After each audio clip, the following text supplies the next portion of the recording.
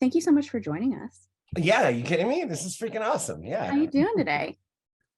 Good, good. I was just like, actually, I'm nearing the end of the entire Lord of the Rings saga, Oh and it's the yeah. first time I've ever read it in my life. And Are they're you just, liking the meandering? if I walked as much as these two walk, I would be in the best shape of my life. If Mm. like I walked while they were walking. For everyone who doesn't know, Josh is a New York Times bestselling author, and he's one of the strongest voices in horror, which is a fact, not an opinion. So Daphne is such a unique novel of mind-bending kills and teamwork and anxiety. Can you tell us about Daphne? Sure. I think that usually, like with Bird Box, right? It's like, what does the reader see in it, right? And typically with a song too, if someone who asks you what it's about, you're like, well, what do you see in it, right? But with Daphne, this is about anxiety. It's 100%. She represents Kit's panic attack coming, getting bigger, getting more unavoidable, the whole experience of it. And I had been looking for anxiety as monster for ages. I've been looking for, maybe I even try to force it into a short story here or there because I just love that concept of the panic attack as monster. And I had also written about basketball before in the first book I ever wrote, but it was just like a scene. And so that had been like fluttering around in my head as well. Most readers, or I would say half and half readers, are sports fans, but it's a fun thing to write about. Yeah. And whatever, when she stepped into my office, metaphorically, I guess, I understood her in full. Height, outfit, the reason, the way that she was, what she represented, who she was going after. And so Daphne for me was a very fluid experience. Not all of them are, but most of them are, the rough drafts at least are at least like thrilling experiences. Yeah. But a few of them are extremely fluid, and Daphne and Bird Box also were like that for me. Would you say that Daphne was a character you wanted to write, not just to embody anxiety, but her physical appearance? Was that something you've always had in the back of your brain? Yeah, I think, yeah, but I don't know if I had her at 7 feet. But I think that once I was like, I'm writing a basketball story, I'm like, why not just make her a 7-footer, man? Why not just go for it here? And there is exciting movie stuff going on with it. I already read a script that was written, which I really loved.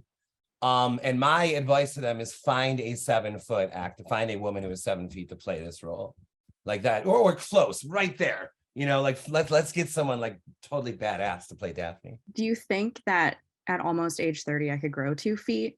I don't know. Yeah, I think Love so. for the opportunity. I don't see why not. So we actually have a member, her name's Helen, and she wanted to know what your thought process was with using basketball as one of the themes in Daphne, which is, as you mentioned, like a 50-50 thing for readers. Yeah, for sure. No, I know it is. I'm even like that, and I'm a sports fan. I'm like, I don't want to read a baseball book, Yeah. But once you get, I mean, come on, we're talking about horror stories. So I mean, who cares what they're doing, right? But for me, when I was like playing and younger, me and my brothers used to ask the rim questions. And it wasn't until I was much older that I realized that was sort of like the magic 8 ball, right? Mm-hmm. And something about that landed the sport in the occult realm to me. Like it tied it enough where I'm like, ooh, there's something shadowy about this. That if you're asking the rim, it's like asking the Ouija board. It's like asking the 8 ball. And so once I had that, and I had thought of this before, I had been looking for a place for basketball. And again, once I had Daphne, I was like, okay, she's going after basketball players. So I had been looking for a place for it, and it just kind of all came together with this one. That feels sort of interconnected with asking the rim questions and then like the lore of someone who is associated with that. And we were just discussing how not only in Daphne, but also in Pearl, you have this really great way of a seedling of lore in your stories. And is that something that you found you're good at writing, or just what kind of comes out naturally? I don't know, thanks for saying that. First of all, I don't know. I think that sometimes I can almost like for anyone who's a writer in the room, sometimes I have to remind myself that everything you write doesn't have to be like the idea, right? Everything doesn't have to be like in Bird Box, every moment doesn't have to be like, they can't see, like there can be like her relationship with her parents too, and just that on its own, and this kind of thing. But strangely, that sort of fixation sometimes it works to my advantage in horror, because in a book like Bird Box, it seems like, what's the right phrase? It's like there's one beat, one rhythm playing behind all of that book. And it almost feels like, to me, it feels like the writer is like on this one track the whole time. Now, I think Daphne has some of that too. And I think Pearl, even though Pearl is more colorful than Daphne, like writing wise, I think, it still is so focused on like this entity, like learning the breadth of its like power in one day. So natural. And I think that it's like, yes, maybe that is natural, but also I would like to loosen up a little more with that too. I would like to get a little more tangential. I wrote a book called Ghoul in the Cape, where it was total kitchen sink, and it was one of the most thrilling experiences of my life. It was like anything goes, man, anything goes. And that was not a single beat. That was like a freaking like jazz ensemble. So yeah, natural, but also want to do other things too. Cool. With Daphne, did you have a starting scene, or did you just go like whatever came to mind first? That was your starting point. What was that scene? The opening scene, 100%. Because and the movie script doesn't open. The movie script opened with that's how the movie opens, or that's how hopefully the movie will open. But yeah, right. No, I had Kit at the line, almost like for anyone who's seen like Teen Wolf, I almost imagined her like in the same slow motion, like dripping sweat, almost wearing like the same uniform and everything. And then I even at some point I was like, it's a shame she can't turn into a werewolf. You're right. So in past interviews that I've recently seen, you allude to novels sort of having a time of day, depending on when you've written them or just the general vibe. So what time of day was Daphne written in? Wow. Daphne was a night novel. It was written between 8 at night and midnight. And I mostly listened to, can I show you something cool? Yes. Let me show you this. We're going on a tour. You are, a little one. These are all horror movie soundtracks. Uh-huh. And they're like, here, just to give you an example of how awesome this shit is. This is the original. Oh, that's rad. I know. There's some stuff in here that is like, will blow your lid.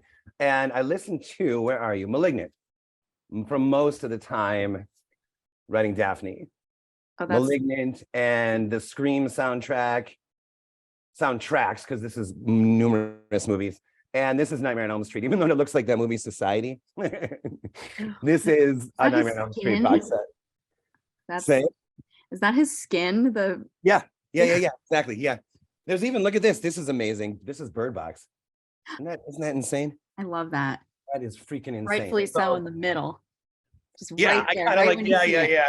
Well, whatever. It's my office, right? Yeah, no, it's perfect. That's awesome. That's like, so 8 to 12 is when you worked. Yep. Like regimented. Have you noticed when you talk to or read about other writers that no matter how much you write, no matter how successful or whatever the hell you are, it seems like people's writing sessions are about 3 to 4 hours. Mm-hmm. What is that? Like someone needs to like do like a documentary on that or something. Like need a snack after 4 hours. Yeah. And because like I remember before writing novels, I would have imagined, the writer writes all day, like 10 hours. No, it doesn't work that way. No matter, you could be given it and you're definitely thinking about it all day. But actually the actual work is about 3 to 4 hours a day. We do have some writers in here, so hold that in the back of our brains, everyone. Maybe we can talk about that when we do a little Q&A, just because I'm curious to see if other people who write have the same experience. And at least for me, doing creative projects, not exactly writing, but after about 3 or 4 hours, I'm like, okay, I need to like shift gears to like, I don't know if it's to get perspective or to take a break or what it is, but yeah. So you can almost feel the creativity, like you can feel yourself stretched a little bit. And you're like, all right. I need to do something else. Yeah, and to be honest, for me, it would never be 8 to 12 because if it's past 9:30, I'm asleep. So I would never cross paths with Daphne out in the street. Because,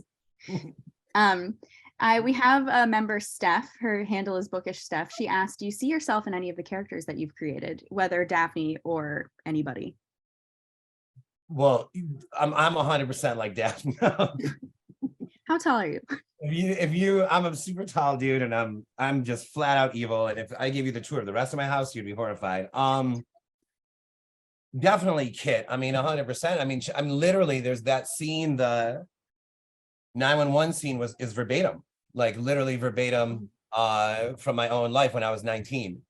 And that whole sequence where she's talking about how it's just like a platitude or a thing to say, like you can do anything you want with your life. But for her, it took root immediately. This thought, this saying, this cliche took root immediately. And it was like truth too fast, like too much truth too fast. And I was 19 or so. I wasn't like on drugs or anything. The ambulance asked me. And it just struck me that I could literally do whatever I wanted to do with my life. And that included writing novels, and that included anything. And it was so overwhelming that I thought I was having a breakdown. Well, it's such a simple statement with so much weight behind it. Rightfully We so. hear these things all the time, right? Like do unto others. And then you're like, oh, yeah, of course. And that is something we already know, you and I assume. Mm-hmm. But there are certain things like everything you want is on the other side of fear. Like you see, oh, that's like on a Hallmark card. But for some reason, that little saying stuck that night and like slapped me. And it was like, and then that's when I started trying to write novels. Was 19, from age 19 to 29, I failed at writing a novel. And the only thing I ever mean by failed is didn't finish one. Had a breakthrough at 19 where I did finish one. And now I'm working on book 37.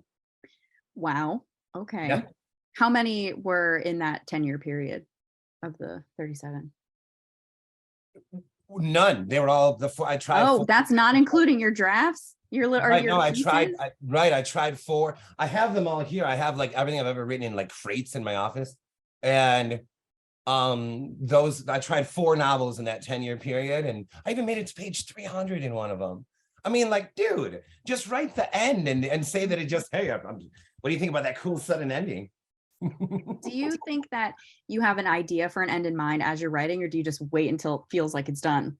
That is a great question. I saw a tweet recently by Sarah Langan, you know her, that said something like she was writing and didn't realize she had reached the end. Then she's like, oh, I'm done. And that's happened to me a couple times. I reference Bird Box a lot. It was a real special one for me, the writing of it. And I had the birth scene in mind the whole time, but the book doesn't end there. But I was working towards the birth scene the whole time. Once that happened, then I was like, uh-oh, now what? Well, it's interesting because it's like, okay, you have this birth scene in mind. How do we get from point A to point B? But if you don't have that sort of anchor towards the end, you're like, well, I'm on this journey too. Well, that's happened for sure. Sometimes those are like, you've heard writers say like you're reading it as you're writing it. And that's a fun experience. But I did that kind of live with the book Harpenner's Farm, which is it's on my website. It doesn't cost, it's literally just sitting there for free. There's no reviews, number of likes, views. It's just sitting there. It's not published anywhere else. And I wrote a chapter, rewrote it, posted it, wrote a chapter, rewrote it, posted it. So it was kind of writing it about as live as you could. And I had no landmarks in mind in that one. And I got a little nervous with that one because that was in front of people and there were like readers following along. And I was like, shit, dude, I don't know where this is going, man. And I would like talk to Allison, my fiance, and she's like, you're the one that did this, dude, you know? Oh, but that's also kind of an immersive experience that can bring you closer to the people that are reading it. And Wendy, who's one of the participants today, she mentioned to me earlier that that's her favorite piece of yours. Oh, wow. Awesome. Thank you. Yeah, that was for me, that was like a sweat inducing like high wire act in my office. I was like, oh shit, man, what's going to happen now? So another question from a viewer, Hamlin. He asked, how many of you wait, let me go back. You have many fleshed out female characters in Daphne. Do you find it difficult to write from a woman's perspective? And I think, you know, with your reference of what happened with you being in Kit's eyes, how does all of that tie together? You know, it has been like women since day one. I'm talking like Bird Box the rough draft was written in 2006. My first book, Wendy, was written in 2004. Unbury Carol was like 2008. And I understand that Unbury Carol is more about maybe Moxie and Smoke than it is about Carol, but still, she's our centerpiece. Kit and Daphne, Malorie. It's mostly been women like through I want to say I don't know. I guess it's always just somewhat come naturally to me or something. I don't know why. Just been, maybe I've always seen, let's take Malorie. I've always seen her not as a sister, but like as a twin sister. Like she is behaving in Bird Box exactly how I would have behaved, which is I would have been scared out of my mind, mostly a fly on the wall. She's pregnant, so she has a reason. I would just be horrified. And rooting for the optimist, but still considering the cynic in the house. Like, wait, maybe Don's right. Maybe, but Tom, I want Tom to be right, and blah, blah, blah. And so I don't know what that is. I don't know. I just have always related to it. It always seems a little more measured for me when I write like a female character than when I write a man. Well, that's a good way to look at it for anyone who is curious about, writing from a female's perspective. You're like a twin to this woman that's having these thoughts, which, by the way, I would say that you are one of the only authors that I've read, personally speaking, that it feels like a woman speaking. It doesn't feel like, oh, this is a male author who has written a woman. But it's interesting to think of that, like the twin dynamic, because that can really put you in their shoes. Just a simple, perspective shift. Yeah. I remember like at some point a friend was like, you talk about Malorie like you're in love with her. I'm like, no. Well, maybe, but not like that. I'm like, I don't have a crush on Malorie. I'm like, we are like twins, her and I. Well, what about a pig's perspective? Is it easy to put yourself in your shoes? That's a little harder. A little bit. So man, I'm so glad that you guys read this. Oh my God. This book. So I just loved enough to write it, I suppose. The idea of like an entity or whatever, like discovering what it could do in one day, like the exponential, the ripple effect of that, and everyone in town like getting stuck like further in his, I guess you would say like telekinetic web or whatever you want to call it, psychotic web. And like this is somewhat immaterial, but I am a vegetarian. It happened for like 7-8 years or something. And I'm definitely like, all about animals. And so, but this doesn't read necessarily straight like that. Because Pearl, like, it opens with Pearl making Jeff kill like a pen mate. There's Pearl does some like dark shit in this book.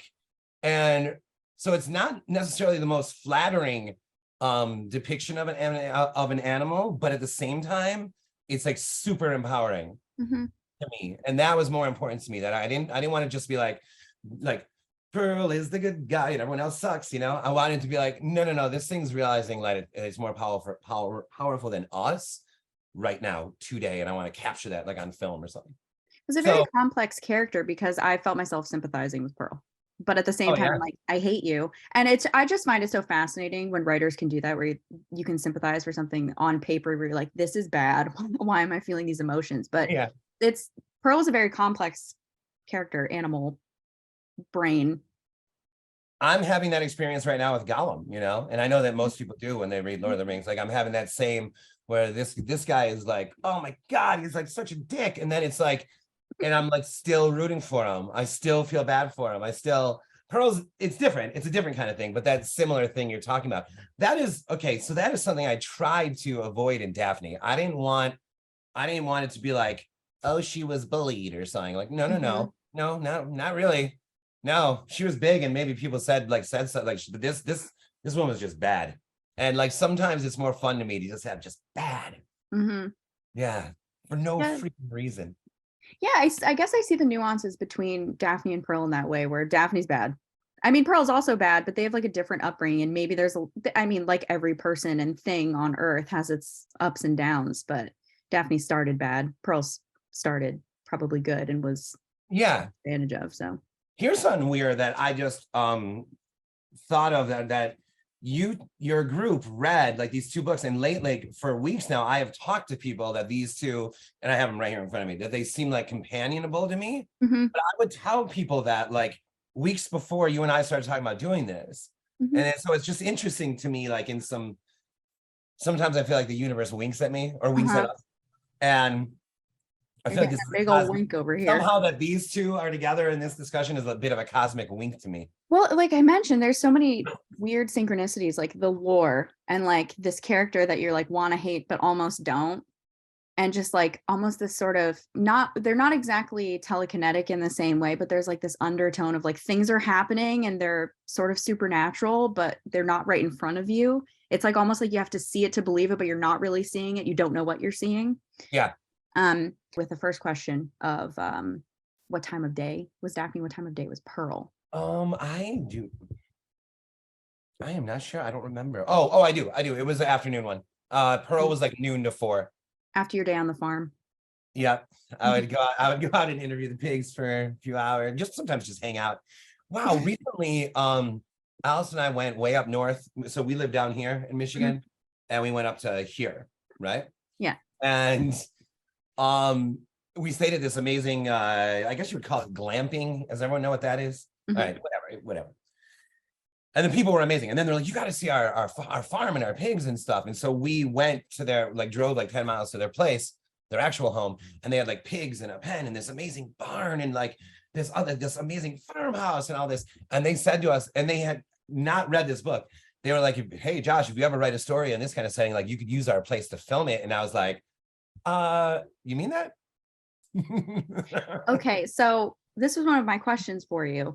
I've heard sort of like musings that you have started or are pursuing a production company. Which of your books would you adapt first if you were to do one of your own? Would it be Pearl?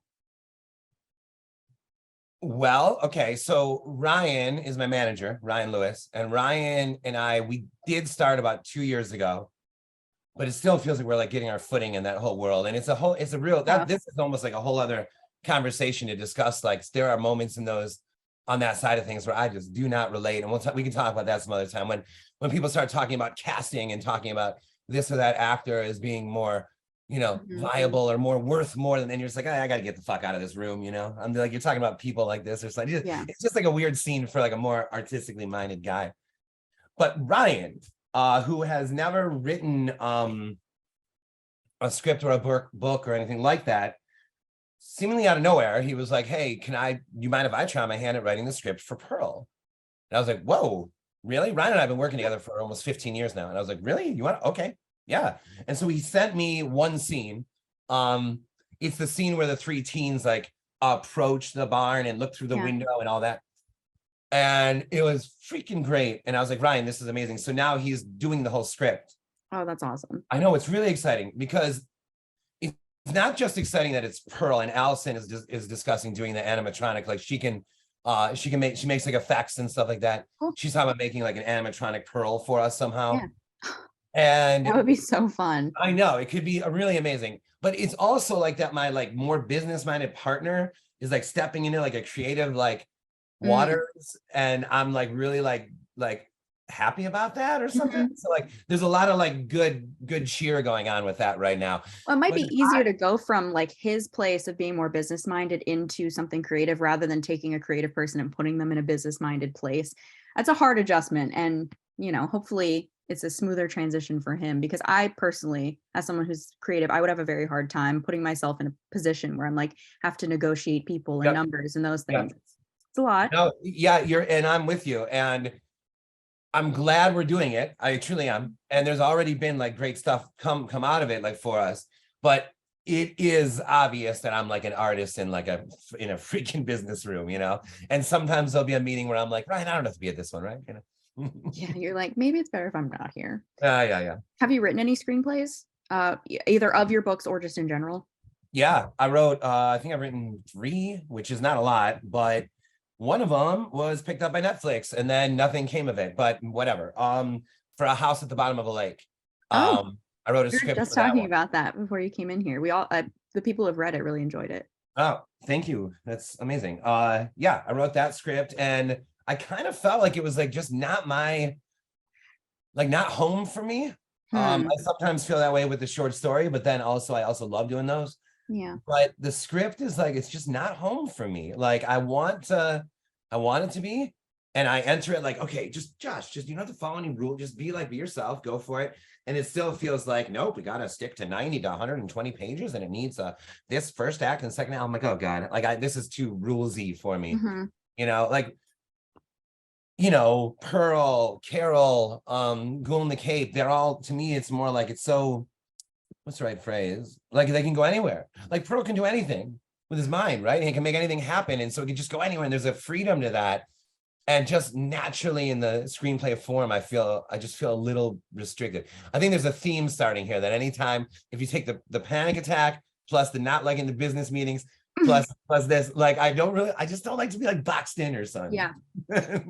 Well, Yeah. so we have a question from Carly. Her username is car.b. And she asked, you're not afraid of pushing limits with your writing. What advice would you give to aspiring writers who worry that their work will not be responded to positively? Like maybe it's out of the box or outlandish. Oh, I mean, there's a very obvious thing to say nowadays would be that, I mean, look, has there ever been a time in horror that like people are looking for something new as much as they are right now? It seems like the genre is more elastic right now than I think we've ever seen it. Great word for it. Elastic. Yeah, and when there's a movie that comes out that's like the weirder the better right now, like Yeah. it seems like the strangest movies are doing really well. Well, guess why?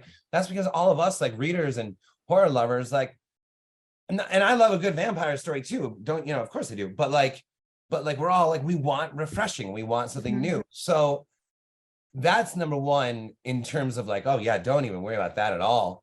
But a thing that kind of got me through before this era came in was I would just think to myself, like, of all the books I've read, and most of them someone else had recommended or something. And I would think of like the quote unquote worst book I ever read and the best book I ever read. And it felt like if I sat down and wrote a book, chances are it would land somewhere on that spectrum. And if I busted either end of that spectrum, it would be legendary. And so there was a sense of like, why not do this, man? Like, yeah, we can do this. Like, chances are it's going to be somewhere on this freaking board here. It's the worst thing ever written. Sweet, man. Let's get drunk and talk about it. Yeah. Well, so with the idea that horror is elastic, which is a great way to put it, I think that, I don't know if horror is extremely trendy or it's getting to its peak, but I just have noticed that there's more interest in horror now more than ever in my lifetime, at least as someone who's born in the 90s. So I would say that these outlandish ideas personally probably would be well received now, where those quintessential things like a vampire, that can stand through the time where horror is not popular. Yep, and still make it through the time when it is too. That's right. Like an amazing ghost story. Like we could all be talking about what's the wildest thing we could ever write, and then everyone here still would love a killer ghost story. So and there is room for all of this. So I mean, and this isn't really what the question was before, but for me, the ultimate key for writing and getting like really into it is just getting rid of the words good or bad, because with that rough draft, Bird Box got sold, and then I rewrote it again from scratch after it was already sold, from scratch, except for the birth scene, but everything else. So what did they even buy? What happened here? Well, the point of this is that like, doesn't matter how right or wrong the rough draft is, as long as you have, like, what would you rather have? 300 pages to fix and to rewrite, or nothing and just an idea, right? So I think once that sort of sat with me, and it took me like 10 years to get to that spot where I was like, hey man, if you just freaking finish it, you can make it better later. And that's when something like there was some like liberation that happened there. The gates slammed open. And to like any younger or newer writer, even my half sister who is writing a dissertation right now, I was giving her the same advice, like you just get rid of the words right or wrong, good or bad, get all the ideas down. And then a month later, whatever, let's start worrying how right or wrong this is. Would you say that outlandish could be described as a good thing? Oh yeah. In this genre? Yeah, but yes, of course. But then it's still also, you still also want it to be awesome or something. But yeah. I'm sure there's limitations around being outlandish, but I think, I'm sure outlandish is a great place to start. Oh no, I'm 100% build to like, it. as far as you can, there's some people that'll say whatever idea you think is too brutal or too outlandish or too unlike yourself. That's an interesting one. Any idea that's too unlike, write that one right now. And that's an interesting take, especially the one that's unlike you. Like, I would never write up this kind of book. Well, write that one.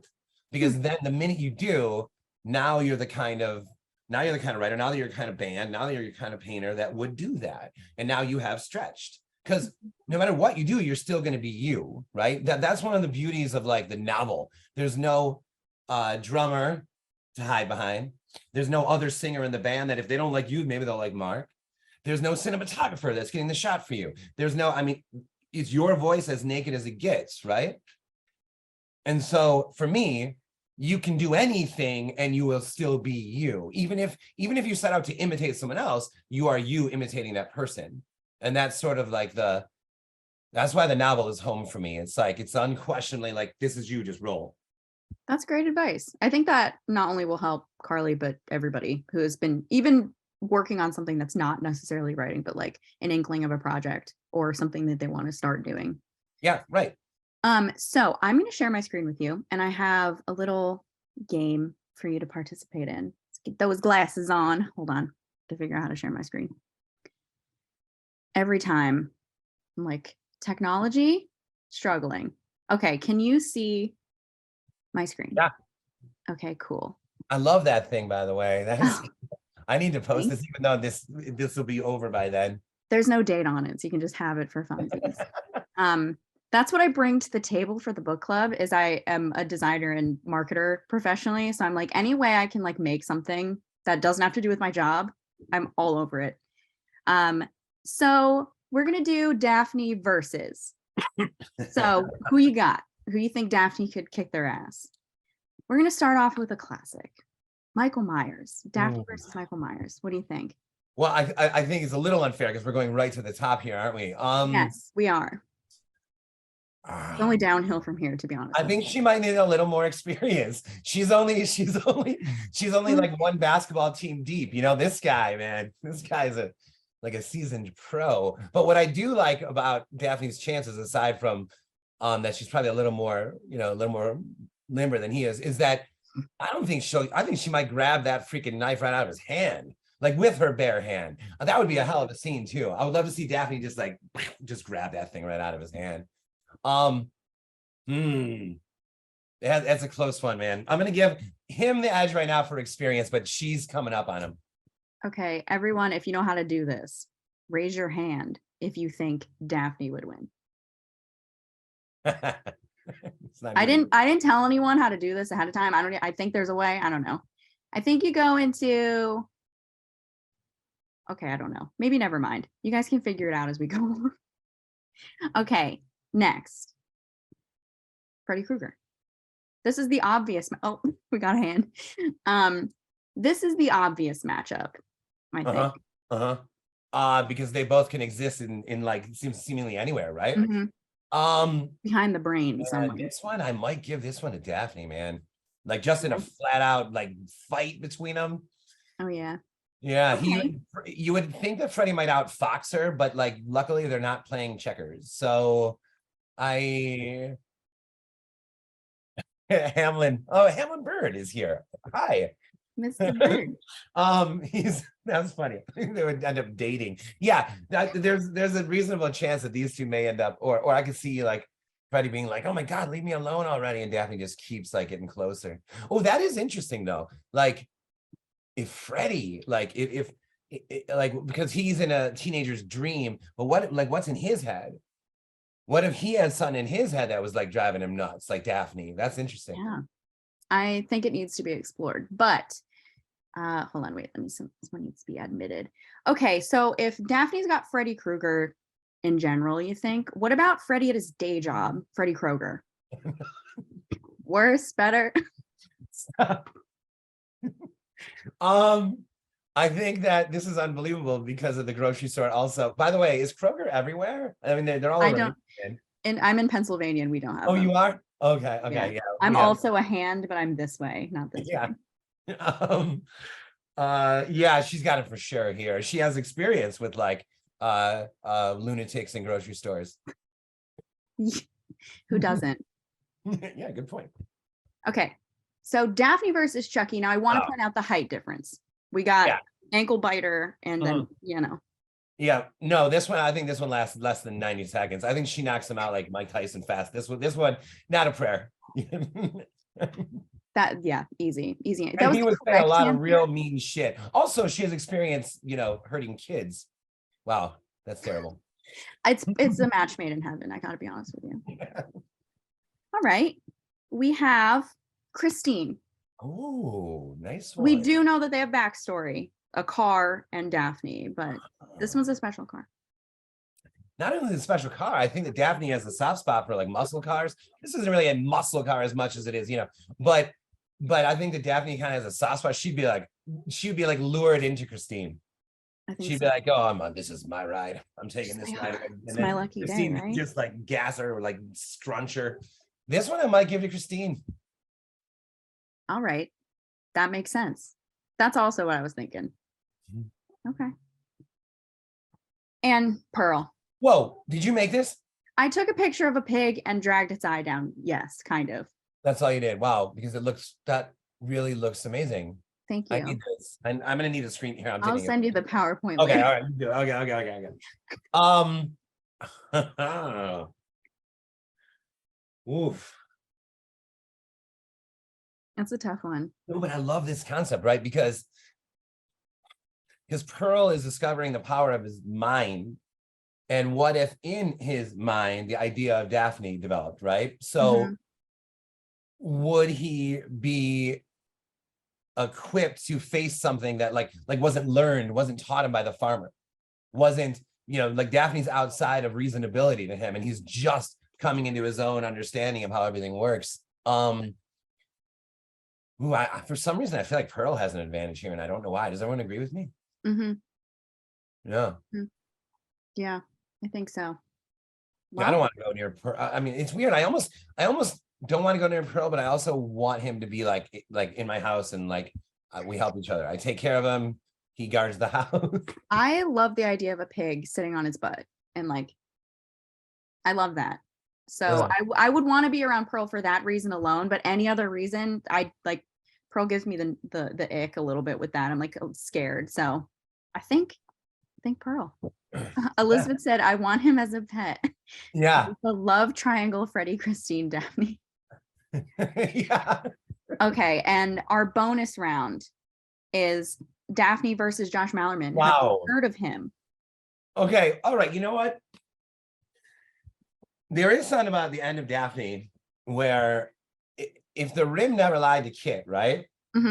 So doesn't that, and I'm not saying a sequel, I'm not saying that necessarily, but doesn't it kind of imply that like maybe Kit's not going to be okay after, my brother was talking to me, and I'm getting to this in a roundabout way. My brother was talking to me. He's like, what about all the questions that Kit asked the rim, when she goes back to the gym at the end? And my brother was like, so if you think about it like this, she would be here in life and she'd do this when Daphne gets her. And I was like, oh, wow, that's cool. So I, who relate a ton to Kit, might also think that I got away from her. I did it, I'd be like Allison, I did it. I overcame my anxiety. I beat her. I defeated her. I sent her away. Dun, dun, dun. And then the next time I got to get on an airplane, Daphne gets me. It's like a temporary win. It's a temporary win. Yeah, I don't think Daphne definitely beats me. Yep. In the long run. Yep. Cool. Well, also, okay. that was amazing, by the way. That was so Thank cool. You. I want to know who you think ultimately Daphne versus Pearl. So the answer is yeah, it's Pearl. It's Pearl. Yeah, that's a potent little animal, man. Lauren said, I want a prequel to Daphne, so heard it here first. Okay, right on. I just wanted to say real fast, if there was anyone that read this, like, did you all do it like audio or this or that? And the reason, was it all different amongst everyone? I'm gonna unpin me. Okay. And then I think I was gonna say we could probably turn our mics on and just like chat. I would just, yeah.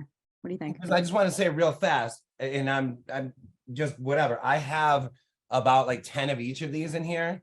And if anyone here that wants a signed one of each, they're for free on me. If anyone wants signed, that's so awesome. Just, I guess, how do we do that? They send you the email like with their address or whatever. Yeah, if you're open to it, would you be okay and sending me a few and I can do a No, giveaway? yeah, right. I can just do that. I can just, Yeah. perfect. Right. I'll send you however many. I mean, I think I have on 5, 10. Whatever you feel. There, I probably I have will like say there 10. are technically in our book club, there are like 280 people, but Oh, like okay. mostly like people who are available to join. We have about like 20 to 30 kind of participating actively. So I'll pick from this group. Okay. So Okay. whatever, I'll do a little giveaway. Whatever Yeah. you're Okay, feeling. great. I'll send you like 10 books that are like signed, like. Yeah. Okay. That's extremely generous. Thank you. That's so awesome. Yeah, sweet. Cool. Yeah, a lot of people said, hold on, okay, in the chat. And if anyone wants to unmute and we can do some Q&A, you know, we can kind of police ourselves with talking over one another. But some people did audio and then everyone got excited about books. So that's where that ended. Okay. So as far as the Q&A goes, I think I had a couple questions submitted from readers ahead of time. And the only one I didn't ask was, did you grow up on a farm or in a rural area? Because you nailed small town America.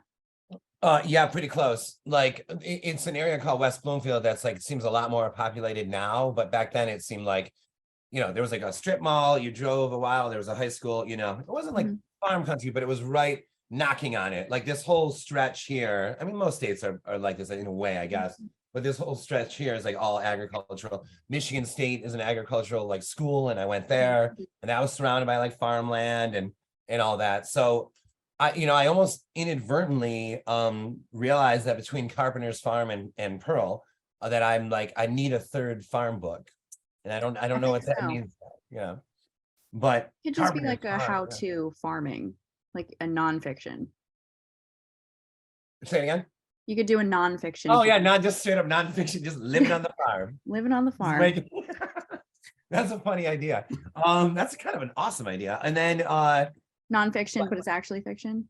well, but there's something like so like naturally like Michigan about it, and obviously so naturally like primed for a horror story.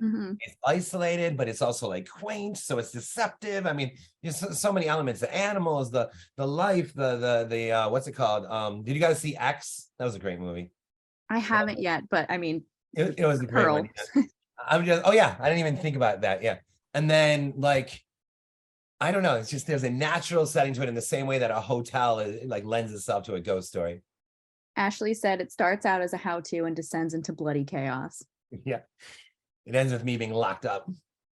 So if anybody wants to ask questions, if you want, I can if you want to raise your hand, I can pin you, or if we just want to go into straight up gallery mode. And are we all here? Okay. Most of us are on one screen. All right. Anyone got a question?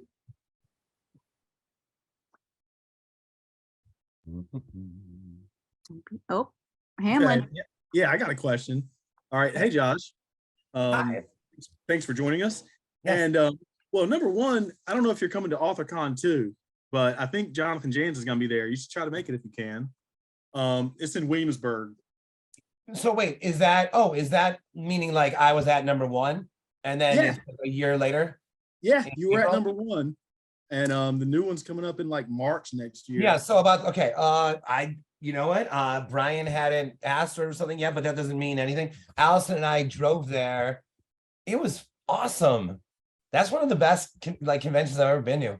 I know. I didn't go to AuthorCon 1, but I went to Scares That Care. Oh, it's amazing, right? Yeah. It was like, oh man, getting to meet all these authors, it was crazy. So I went ahead and signed up. Brian Keene was like, "Are you coming?" I was like, "Most definitely, yeah." Just like I don't know if it's like from like Brian on down, Brian and Joe on down or whatever, but it's just kind of like a bit of like a love fest. It's like everyone there is intelligent, talking books, glad to like be doing it, like just hanging out. No one's like too cool for school. Nothing's like, it's grounded, and if it's like a feel good event. And I sound like I'm pitching for it right now, but it's true. It's one of like the best conventions I've ever been to. Yeah, and they like this last Scares That Care apparently was the last one. They're gonna stop doing that one, which was, I mean, I'm glad I made it to the last one though. But so yeah, I'm really excited for AuthorCon. And you were talking about writing to music, right? Yeah. Because I used to do that for a long time. My first couple novels I did, like I can still remember like the Fleetwood Mac album that I was playing when I did this, And now what I do is actually write to movies. I don't know if you've ever tried that, but Yeah. like the novel I'm writing now, man, I've just been playing Twin Peaks No, nonstop. it's awesome. So do you have the volume on the movie? Yeah, you must. Yeah. Yep. And yeah, I used to do that because I had this amazing for years. I had this little TV VCR combo thing, and I had like boxes of horror VHS, but I foolishly, like when I was broke, actually I just gave all that away. Doesn't matter. But the point is, I would have like Texas Chainsaw, just like it would play to the end, rewind on its own, play to the end, rewind on its own. And I did that for like, I wrote a few books that way too. Yeah, I loved doing that. I forgot about that. Yeah, it was like a totally different feel than music, because the music will put you in a mood for like, an hour for an album or something. But if you can find a good series of movies, like I'd play Amityville and Rosemary's Baby over and over. And you can see the TV behind me. I actually have a mirror in front of me. So I'll just look up in the mirror if I want to see. But otherwise, man, you got dialogue just floating around in the air. It's almost like listening to an audiobook. So anyway, what's kind of freaky about what you're saying is that there's a monster movie behind you. Yeah, that's Bird Box, yo. That's Bird Box. Oh shoot, like somebody's calling me. Hold on, let me make sure. Okay, I'm back. Right. Yeah, there's something freaky. Like I don't know if I want like the action sound behind me. Yeah, no, it totally sets the mood. But, okay, so all right, let's go with this, because I asked Stephen Graham Jones this. He had a basketball theme with The Only Good Indians, Mm-hmm. So settle this, man. LeBron or MJ, yo? It's not even close. MJ, it's not even close. I'm one of those guys. Also, I think Magic's the best ever, but this for another conversation. Okay, I could see that. See, Stephen Graham Jones said Kobe. So, yeah, right. We both went outwards. Yeah. All right. Yeah. I mean, MJ for me as well. I just had to ask. But all right. Yeah. All right. Next question. I have some on the meeting chat quick. So if you guys want to get your questions ready for after this. Lauren asked, who would you want to voice Pearl? We'll see if it's the answer that I gave, which was a terrible answer. So, okay, this is an interesting thing, because I had I was doing discussing with a potential narrator, and she brought up an interesting idea. She was like, what if Pearl's voice was backwards, but I spoke the line backwards so that it came out forward, right? So it'd be like unnatural. So it'd be like if I said my name, how would I, Josh, like Shaz, whatever, and then you reverse it, so it's like Josh. Missy And I was like, that's awesome. If you could and she ended up not doing the book, but that concept of some warped voice, I would want it to be man, I don't know. Who do you have in mind? Who did you think? My answer was so bad. I said Joey Diaz because I want to hear him a big Italian voice being trying to read words. Right. Answer. Right. There's got to be some sense of trying to grapple with this, right? Right. But then it needs to be high pitched, right?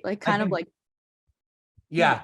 I almost hear not aware of the cadence that we are in terms of everything I'm saying is right here right now. So it could be hi.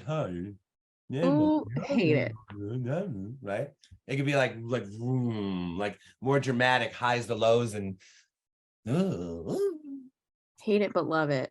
We gotta film this at that farm up north, man. Me and really do. Yeah. Taylor said she had to go on mobile, but will you ask for me?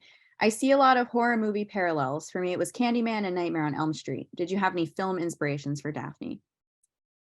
Yeah, I mean, like I said, I was listening to Scream and I was listening to Nightmare on Elm Street while I was writing it, but then also,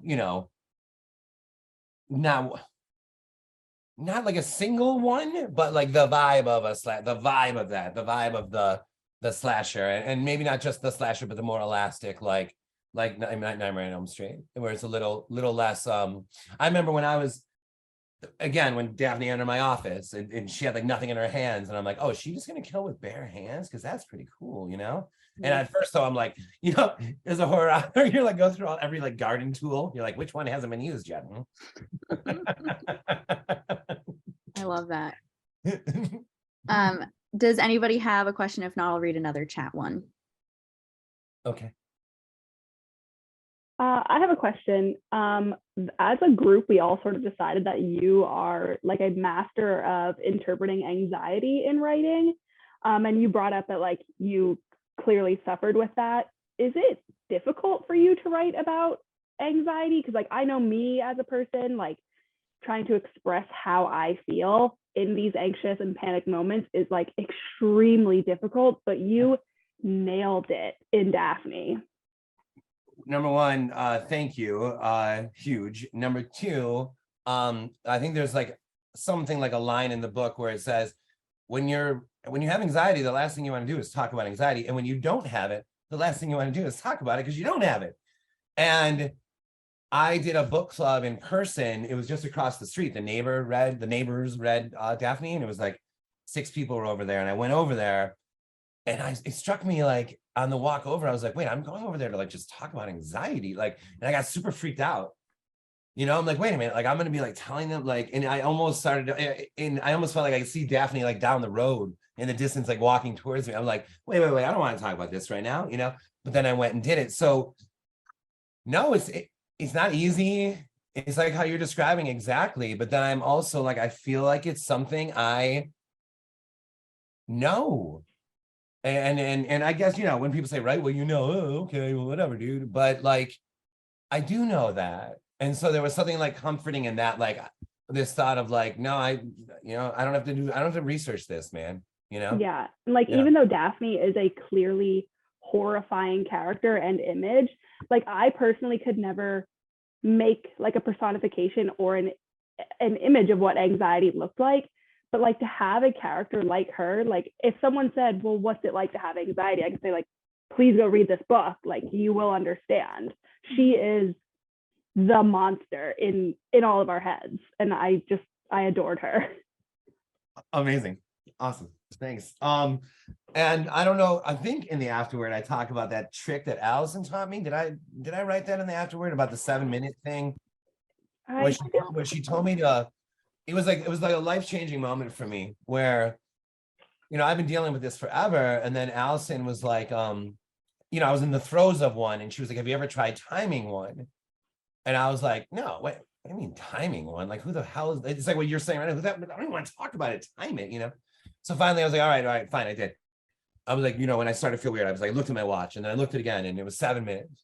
The next time I felt weird, it was about 7 minutes. I'm talking about like the peak of it, not the like, uh-oh, but like the, oh shit, right? And like, and the next time I had that, it was about 7 minutes and something happened where now it was less nebulous. Now, I still believe it every time, but there's a little tiny thing in the back of my head that says, can you get through 7 minutes? And that changed something for me. And then they're not all 7 minutes, you know, but to see this like boundary to it, it gave it like form rather than this like impossibly nebulous, like bigger than I am thing. And that's just like a trick that Allison like taught me, that my fiancée, that was like genius. Yeah, that is great advice. Yeah. So there's a question in the chat. If you're done, Roberta, if you have another question. I'm done. Okay. Wendy said, can you tell us more about writing the serial Carpenter's Farm? I read it in real time. Did you take feedback from readers while writing it? Well, I mean, I would have, but I don't think anyone wrote anything like, oh, this should happen or that kind of thing. You know what I mean? But there was, people wrote short stories that took place in the world. The most amazing thing was the Chris Campbell that did the soundtrack for it, which I can send you those too. Look here.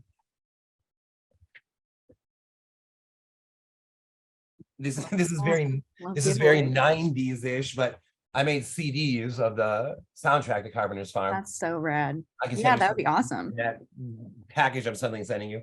And there were like photos and like paintings done. And just like, yeah, in a general sense, it was definitely like a communal experience. I had been planning on writing a book in April. This was 2020. I've been planning on writing a book in April. And then the world shut down like in March. Mhm. And I started to see people online saying that money is tight and this and that. And I was going to, and then my webmaster wrote me saying, do you want to put a new short story for free on the website? There'd been one up there forever. And I was like, no, I don't want to write a short story. I want to write this book right now. And I was like, but why don't we put this whole book up there? And so that became like, look, I get to write the book I wanted to write. People don't have to pay for it. It's literally just sitting there right now. Mhm. And like, all this is kind of amazing, right? I already know the next book that's coming out with Del Rey. I guess it was probably Pearl at the time or something like that. And so, because that was like after Malorie. Oh, Goblin was after Malorie. So, okay. So like it all just like lined up perfectly where it was like, yeah, I'm just going to do this. Then someone else, I think it was Ted Grau or something, wrote like, you should ask other people to play along or something like that. And I hadn't thought of that on my own. And I was like, hey, if anyone wants to add and send music or this or that. And then boom, like total, like it was awesome. And I would never have thought of that on my own. So that was like a brilliant idea of Ted's. Seems like most of your books have a sort of interesting format. I mean, Goblin being short stories, Carpenter's Farm being this sort of, blog post-esque release. Daphne's just one solid stream of consciousness, no chapters. Are there any formats that you want to explore still that you haven't, or is it just fits what you're working on? Well, fits what I'm working on, but like definitely want that. Like it's too buried. I would pull it out right now. But the rough draft for Bird Box was no chapters, no indentation, no the entire book was italicized. I'm not kidding, every word.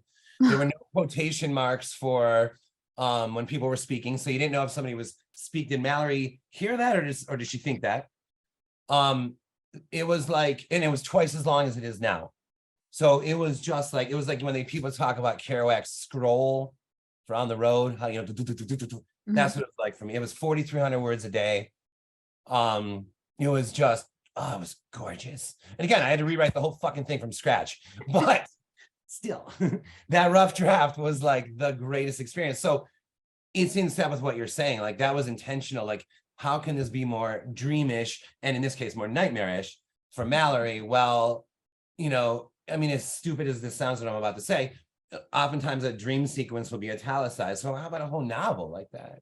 How about a whole novel that's like, has that like hue to it, And so that was like the thinking. And then Ryan, my manager, wisely, because Bird Box was the first book that he shopped, he had to rein some of that in, He's like, hey, I think you're gonna have to indent the chapters, And I'm like, why? And he's like, I know, if we're trying to sell it, I want them to know that to do that, stuff like that. I mean, and then I would be like, okay, but if someone buys it, then we could switch it back, right? And then he would be like, yeah, no problem, man. And then he came up to me like 2 weeks later. I don't think it shall be italicized. Oh, come on, man. Once we get it somewhere, But then once we got Bird Box to where it is now, I'm like, wow, it's so much better now. But still, the form, I love toying around with that stuff. And that can go anywhere though, right? You can get as experimental or as just stylish or as cool or as straight as you want. Oh my God, that's the same person who's called. As cool or as stylish as you want to get. Yeah, I'm definitely like locked into that. I'm making a documentary of the book I'm writing now. Oh, that's cool. Yeah. Are you recording it yourself, like doing at-home filming? Yeah, mostly. I Cool. tweeted about this, and then a company that Ryan and I had worked with or are working with, actually on Carpenter's Farm, they contacted me and said, hey, do you we can help with this? So they're like giving me some like guidance, and they're talking about possibly even editing it for me. Oh, that's nice. But yeah, no shit, right? But it is me in the office like, hey, I'm writing today. But that's nice because people are all constantly seeking the behind the scenes and that like connection, especially through a digital space. So I think that will not only be great for the people who are already fans of yours, but it might allow people to become fans of yours through seeing you in action. I hope so. But you know, I don't want it, I gotta be careful, right? Because I don't want it all to be like all like jokes and like my natural state is more like optimistic or forward thinking or something. But like I think that I gotta like make sure to say everything. Like if I'm freaking worried or if I'm freaked out or if I'm upset or I thought this was like say that, make sure to say that everything, like you don't have to put like your best foot forward. This is the truth sort of moment. And I need to like remind myself that throughout it. Yeah. Awesome. So I guess maybe we'll wrap this up in a few minutes. If anybody No. else, I know. Well, I don't know. Someone called you twice. I just want to make sure you're not like Oh no. heated. Yeah. That's fine. Well, with the formatting thing, now that you have name recognition and it's just increasing, you know, you're going to be over here putting out House of Leaves style where you have to like use a mirror and like read your book upside down and completely terrified of enclosed spaces. Yeah. I mean, that's like the fantasy. I think, you know, that goes back to one of those early questions that you asked or that someone here asked, like don't be afraid of being a little outlandish. Don't be afraid of like not only just in your idea, in your delivery of it. Like you're like, I'm writing a book, you know, it's first person and I just feel like, man, halfway through, I feel like this person shouldn't tell the story anymore. Well, then stop. Now it's third person for the second half. Why not? Why not do that? Why not present tense here, past tense there? I mean, you know, with some uniformity or some sense or not, but even beyond just what it's about or how brutal or gross or these kind of things, the actual like telling of the story, get loose with that too. Do you have any book recommendations for us? Any of your faves? Yeah. Have you guys read The Loney? I've been requesting this one for a while, or recommending this one for a while now. The Loney. Who's it by? So Andrew Michael Hurley. Wow, is that a good one? I'm a fan. Well, I'm a fan of everything in a general sense, but I'm especially hip to books that like you can't be sure why you feel so unsettled that you do. Like I'm thinking of Ending Things was like that. That whole car ride, you're just like, why am I so unsettled right now? And you don't even know why. Pen Pal was like that. It's just this like underlying where you're like, I don't even know exactly what's this guy doing to me right now, you know? And The Loney has that as well. That understated dread. It's not coming at me in the form of a vampire or a monster or even Daphne or a killer clown, you know, and I love all that shit.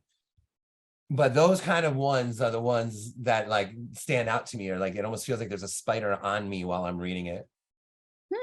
That's a good one. I haven't heard of that, but I did like both of the books that you mentioned that's similar to Pen Pal specifically. That one, I will say that was one of those books that I think it was because the writing style was just super accessible. I like ripped through it and I regret not taking even more time with it because it was just, that was a peak of being creeped out. Yeah, for sure. Me too. Yeah, with me too. Roberta put in the chat that your office is just a giant collection of cool things. Yeah, this is kind of badass. Look at this paperback rack of like horror paperbacks. Here, I'll bring hold on. Let me make you bigger. Oh, that's cool. I like that. Oh yeah. my God, a copy of Rage. Yeah. That's expensive. Except no, I know, but here's the thing. This is like, it is a real one, but it's also like, it's like laminated or something. This was like $200, which is a lot. But this thing goes for like thousands, as you know. Yeah. So there was one on the other day for like $400. Yeah. Yep. I have a goblin hat. That's nice. Yeah, there's just like these awesome, weird old Richard Lehman paperbacks. Look at that. Oh, that's sick. That's awesome. Tons of stuff in here. I tried to make a can you see this? Let me see here. A diorama of like Daphne. There it is. Oh, that's so cool. Was that like, from your like a little gym? Like, see, and I was like taking like photos up close. Here's a Sam Hatton starter jacket, by the way. Are those things from? I know I saw you post like your release was an actual event at a high school. Was that from your event? Yeah, it was unbelievable. We rented out a whole gymnasium, and when people arrived, they had to take a shot from the free throw line and ask the rim a question. No, I did that. They had to take a shot from the free throw line and ask a question. And as I think Roberta said, right? About you, that's your name, right? That asked me about anxiety. Yeah. You think it's scary enough to write about it. Now 100 people in a gymnasium and you're backstage, like in a hallway, about to go out and read about it. And it was like, what did I do to myself? What the F did I do to myself? I'm going up in front of a room to talk about a panic attack. You're like, in this front is of the 100 last people. time I'm open about my feelings. Yeah, exactly. The next book's like super like tough, like obviously not really. And then but that was awesome. And only 2 people out of the 100 people that were there made their shot. I know, but it makes sense. It's a bunch of readers and That's drinking buddies, you know. That's a guaranteed ticket to audition for the role of Daphne right there, if you ask me. So this is crazy. So this was the best, or at least I think it was the most like clutch shot I've ever seen in my life. So in the rehearsal the night before, Allison, who played Kit, missed the shot. Of course, I mean, how do you, whatever. I mean, the night of, 98 out of 100 just missed it. I'm reading, I'm narrating at the Spirit of Sam Hatton. It was like a painted giant fake rock that Allison built. And I'm at the rock, 100 people. There's fog and lights in the gym. Allison's at the free throw line to my left. And I'm like, Kit Lamb at the line, with the ball in her hand is a terrible time to ask the rim a question, but that's exactly what she does. And then I say that she shoots, and then it says it goes in, and I hear swish next to me. And I was like, oh, Allison just made that shot. And I heard everyone in the crowd go like a little gasp, like she made it. As I was narrating that she made it. I love that. It's the universe winking again. Yeah, that was ballsy. Yeah. That's cool. Do you feel like you need to continue like these sort of monumental release day activities for the next one?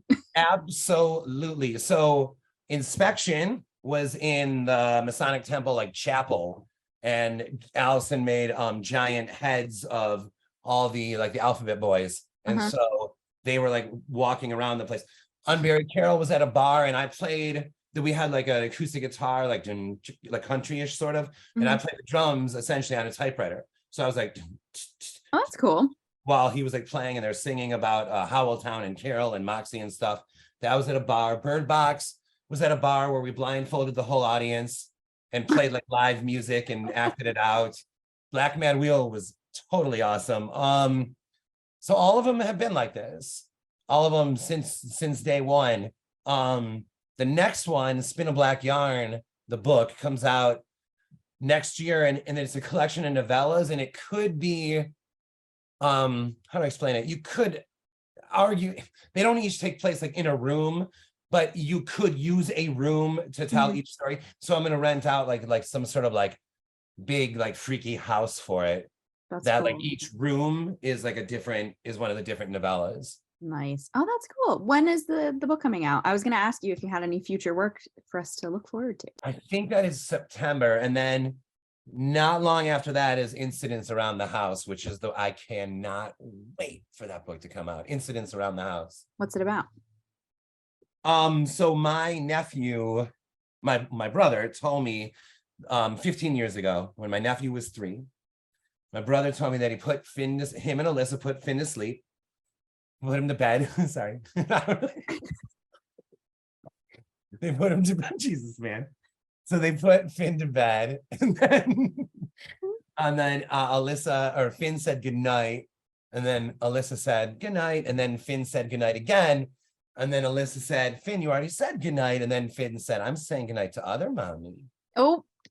And I was like, wait, what? What happened, Ryan? And he's like, no, it's just a kid being. I'm like, no. Wait, what happened? Wait, so where was he looking? And Ryan's like, oh, Josh, like, come on. It was like just a kid being a kid and then blah, blah, blah.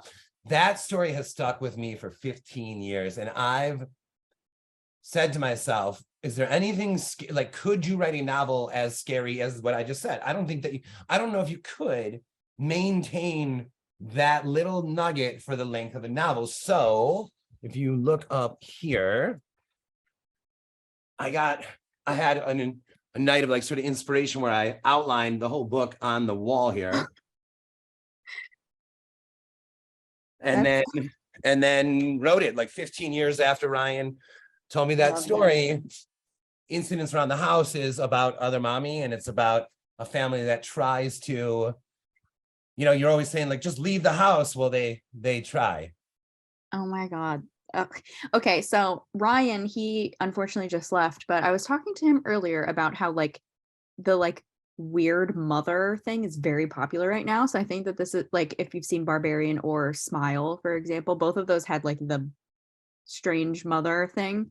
That is like very trendy. So you're hitting it at the right time, it seems. Like, isn't that Well, maybe it's so interesting? hard, right? It's so hard, Sarah. Like, because it's like, but then when I wrote Incidents, well, like 6 You months had ago, the idea 15 years ago. right? And then when does it come out? Like Bird Box, I wrote in 06. I think I got really lucky when it actually came out. If it came out when I wrote it, it might not have done as well. I have no idea, but I know it did well when it did come out. So, but there's other instances like I wrote Instance. We're talking about it coming out in 2024. What the hell is going to be hip by then? So it's hot, it's yeah. Yeah, it's always interesting when people well, Paul Tremblay had a novel. He wrote his pandemic novel before the pandemic, and it came out around the time, like right before March of 2020, I think. And he was like, well, this is my fault, isn't it? No, Malorie came out in June of that year as well. And it was like, it's all about her being pro-mask. I know, and you can't predict that because it takes so long to get things through the process. Right. So somebody might, like somebody that doesn't know that might be like, oh, they wrote this because no, dude, this process is like 2 years in the making. Yeah. That's unfortunate, but also kind of fortunate. At least the timing's odd, that's for sure. Yo, can I ask a question? Yeah. About the editorial. This is kind of getting into the editorial stuff because I know that I think Daphne was originally going to be in Spin a Black Yarn as a novella, right? Yeah. And your editor or someone got back and was like, yo, we need to make this a full novel. Can you say anything about specifically like what she said, to expand it? Yeah, she was the book you read is probably like 72,000 words, and I had sent her a 30,000 word version, and it was story 1 of Spin a Black Yarn. All those stories in Spin a Black Yarn take place in Samhattan, or like thereabouts. If you read it, you'll see what I mean, but it doesn't matter. So she wrote me back. She's like, I love these stories, but Daphne is your next novel. And I was like, oh, wait, what? Really? And she's like, and it wouldn't even be hard at all to expand this. And she explained to me, because like I didn't really talk that much about McGowan in the first one. I know, honestly, though, it almost reads exactly the same. I don't want to say the same kills are there, but they are. All the same like kills are there. All the same like quote unquote scares are there. There's just like a little more breath between things. I've seen like or I didn't really see, but someone else told me that some people say with Daphne that I rushed the ending a little, and maybe I did. I do have a tendency to sort of be like, and I'm out. And so I wonder though if that's because originally with the novella, maybe it made more sense to be out faster, and then I didn't like give that enough of a look in the novel or something. Like I could have given a little more at the ending or something like that. So but that overall experience was pretty freaking like, that bad feeling when when it feels like you're bloating a story or ballooning a story and you're like, fuck, what am I doing? Like it was better, smaller. There's no question Daphne was like, it was supposed to be what it is now. And that's why, the right editor, man, changes like fucking everything for you. Yeah, and McGowan was actually, I really loved McGowan. I thought that she was a good character, and the kills were really good because I'm kind of doing a slasherish thing, so I was like, I'm like marking the deaths. I'm like, I want to see this, and so when they came, it was like, yes, that was awesome. So the whole crinkling like a can type situation. I thought that was a good move. It was kind of unique. I hadn't really saw that, so I really enjoyed all the kills in the book too. Awesome. Yeah, we were talking about the car scene with like, it's almost like there's this boundary of the town. We all thought that was very, special. Yeah. I talked at length with the editor about the town is not keeping a secret. The town is repressed in memory. Think of Samhattan as a single mind, and it had a traumatic event that it put aside. And I don't know, I'm not asking if you guys have had some, I'm sure we've all had stuff, but I got one thing that I don't think about it, but then if it comes up, it's like, oh shit, right. And then it goes away again. Mhm. And then I think that maybe in the book it references like Daphne lives upstairs in the mine and comes down and you're like, oh shit. And then she goes back upstairs. And so I'm very, very careful with Trisha, the editor, the whole time that this is not, they're not lying about her. They're not intentionally keeping a secret. This is not a cover up. They aren't thinking about her because it was like that traumatic that they're like, Wow, you really have now all the it's talked about. facets of the experience of anxiety kind of pinned, because like even people will just choose to not think of something that gives them anxiety, and then when it comes up, they're like, you know? yeah, no doubt, right? Yeah, remember in Communion, the Whitley Strieber book, the guy sees an owl because his mind won't process the experience. No, that book scared the shit out of me. Yeah, Man. creepy as shit, man. That book is so scary, man. Yeah, a lot of people mentioned that Daphne was that it kept him up at night. There were a few people that said like it gave them the heebie-jeebies. It kind of created this sort of like, you know, nightly you're laying in bed thinking about Daphne, which is probably exactly what you wanted. Yeah, I mean that's like the ultimate fantasy, right? That and walking into a Spirit USA and seeing a Daphne mask. Yeah, I thought for a second when Bird Box the movie came out and I went to a Halloween USA and I was like, man, what if there's a blindfold like rubber mask Malorie? And there wasn't, but I was like, then this that would have been cool. be that moment. There Well, wasn't. maybe with Daphne. Yeah, maybe. Hopefully with Daphne. Cool. Well, does anybody else have any other thoughts, questions, anything they want to say? One other quick comment, since both you and Hamlin brought up Detective McGowan. I actually like put the quote in my phone because it stuck with me so much. The description you gave of her, that she gives off the energy of a tire too full of air, the pump still motoring beside it, was like the best description of a character I've ever read. And it stuck. Like that is, she's just ready to pop. And I've never heard it expressed like that. Awesome. Yeah. Thanks. Wow. Yeah, no, I liked her because for me it was a character that was like, this has to get done. I don't care how it gets done. And that scene with Pollen at what was it called? It's in that same bar as in other I think it's called the Wild Stallion or some restaurant they go to. And that's in other stories in Spin a Black Yarn. But where Pollen's just like, you have the green light, do whatever you have to do. Just do it. And you're like, and you get this sense of like, oh, really? Like anything? Okay. Yeah, she like really gives the loose cannon, like just lets her off. I love that. Just go. Yeah. Okay, so the people who one more question before we go. Yeah, right on. I wanted to do the John Malkovich question. Oh, that's right. I was saying earlier, like, yo, did Josh meet John Malkovich? Is he grouchy? He kind of scares me, but in a way that you would want John Malkovich to scare you. Did you ever get to meet him? He wasn't on set. He wasn't at the either premiere and he wasn't at either after party. I didn't meet him. Of course he wasn't at the after party. That answers your question, Hamlin. But that whole experience was unreal. Can I just tell real fast? Yeah. Like, yeah. We went to the on set for Bird Box and it was a scene with Sandra Bullock and Sarah Paulson. And I think that